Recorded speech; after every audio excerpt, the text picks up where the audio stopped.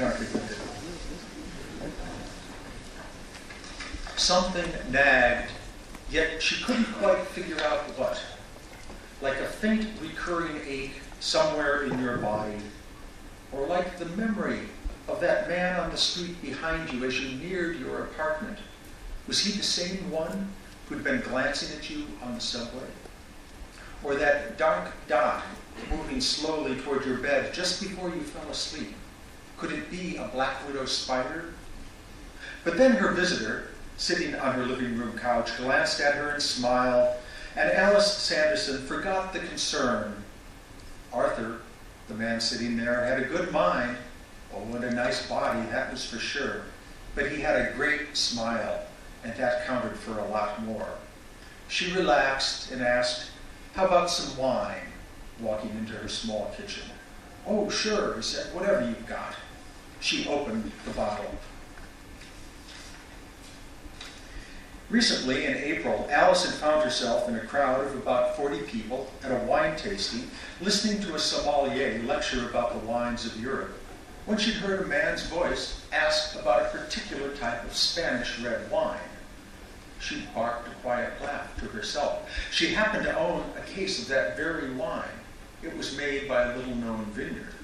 Alice had leaned forward to see who'd mentioned the wine. He was a nondescript man in a business suit. After a few glasses of the featured selections, she'd grown braver and, juggling a plate of food, had made her way across the room. She asked him shyly about his interest in the wine.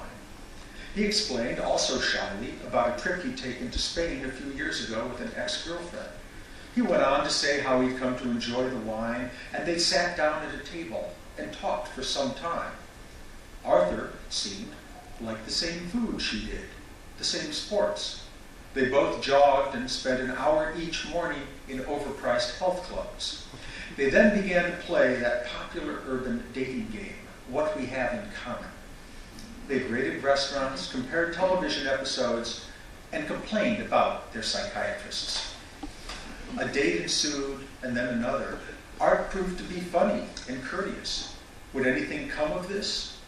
Well, he wasn't a boyfriend yet, but there were far worse people to spend time with. And when they kissed on their most recent date, she'd felt that low ping that meant, oh yeah, chemistry. But then the faint concern, the uneasiness about the spider, the stranger she glanced at on the subway, the ache in the body, returned. What was bothering her? She looked out the window. Her glass of wine paused in her hand. "Hey," Arthur said, "Earth to Alice. You with us?" "Sorry," she laughed, continued onto the couch and sat next to him, their knees brushing together. They touched glasses, these two people who were compatible in all important areas. Then when their knees touched again, his rubbed seductively. Then Arthur smiled, set down his wine, and asked, "Oh, that painting you bought, the Prescott. You were telling me about it. Did it finally arrive?"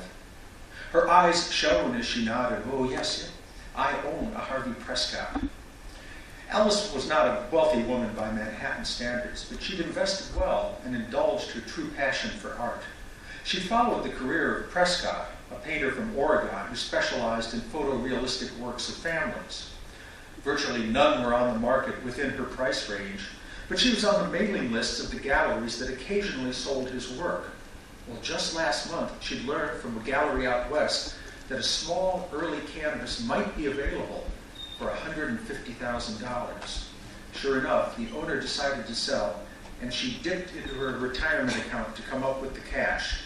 The delivery had been that day. Her voice was filled with pleasure and pride as she turned to Arthur and said, Do you want to see it?" "Oh, you bet I do," he said. They rose and walked toward the bedroom. When they got to the bedroom door, she paused, because it was at that moment that the black widow spider struck. With a jolt, Alice Sanderson now understood what had been bothering her.